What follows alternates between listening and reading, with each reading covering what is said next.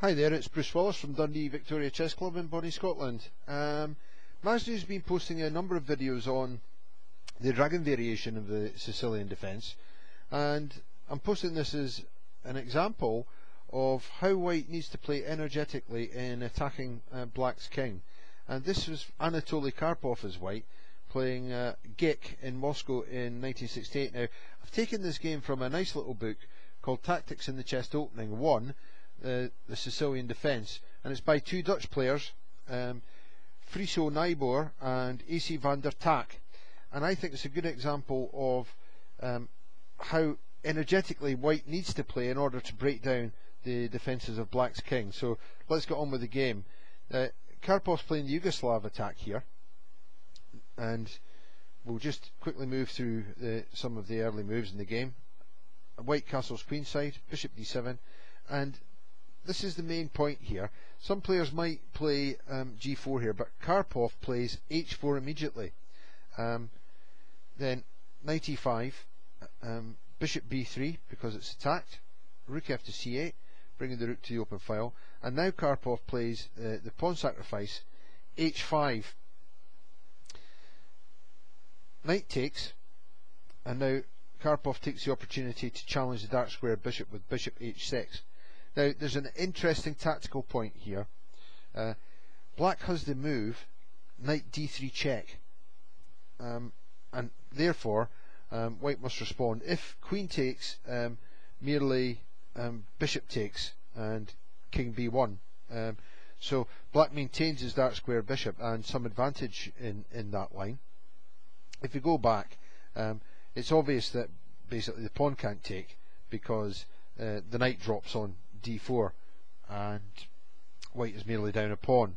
So after knight d3 here, if king b1, we've got the continuation. Knight takes b2, king takes b2, bishop takes, queen takes, and then rook takes c3, and quite a hairy continuation here. g4, knight f6, g5, knight h5, and then the exchange sacrifice, rook takes h5.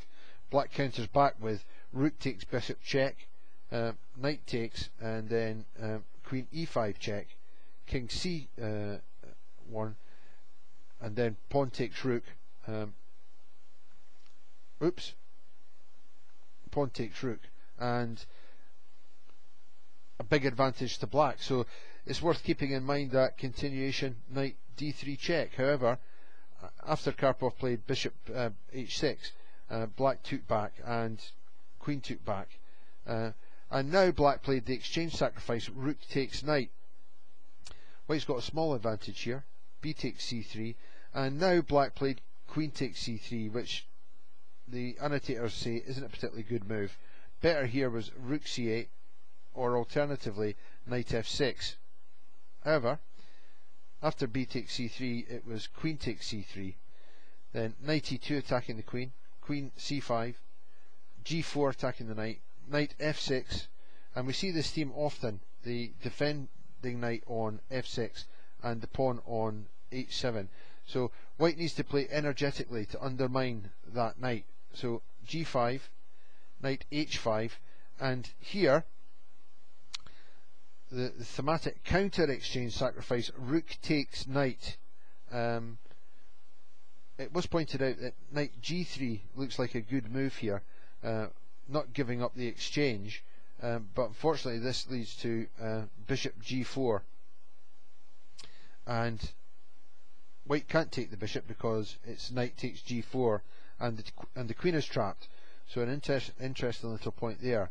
So after knight h5, white sacrificed the exchange, then pawn took, then rook h1, and white's going to capture the black h pawn now.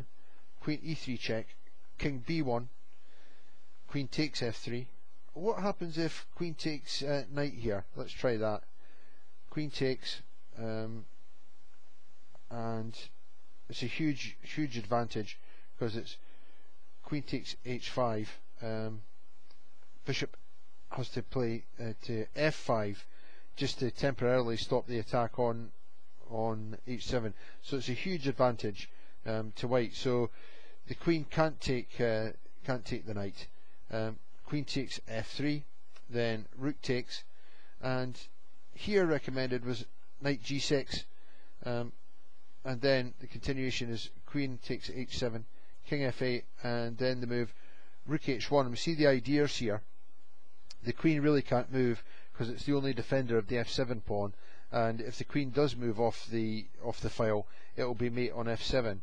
So e6 blocking the bishop, then knight d4 attacking the queen, queen f4, then a nice move by white here, knight f5, and the knight can't be taken by the pawn because it's mate on f7, queen e5, then knight d6.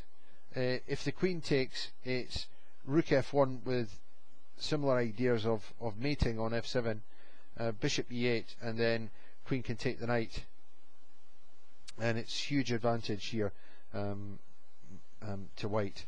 Instead, after knight d6, recommendation here is queen g7, but still with big advantage to white.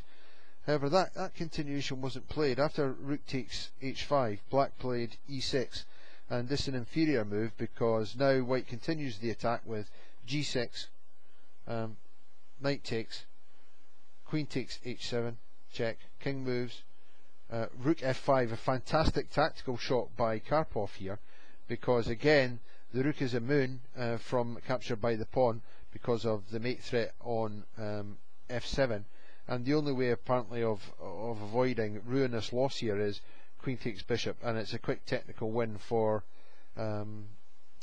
Karpov here. Pawn takes queen, pawn takes rook, knight f4, and the knight can't be taken here because if it's knight takes knight, queen h8 check nets the rook on a8. So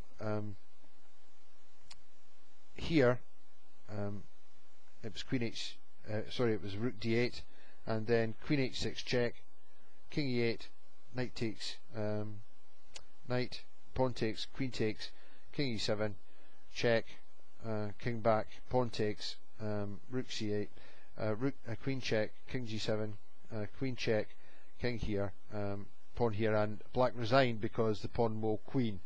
So an interesting example there of how to undertake an attack on black's castle king, although black did have counter chances and counter tactics and some inaccurate play by black. It can also be a very dangerous opening against white. So I hope that answers some of the points raised in Majnu's video with some different lines, and I hope you enjoyed the game. And it's an excellent little book, that Tactics in Chess Openings by those two Dutch masters. So see you soon.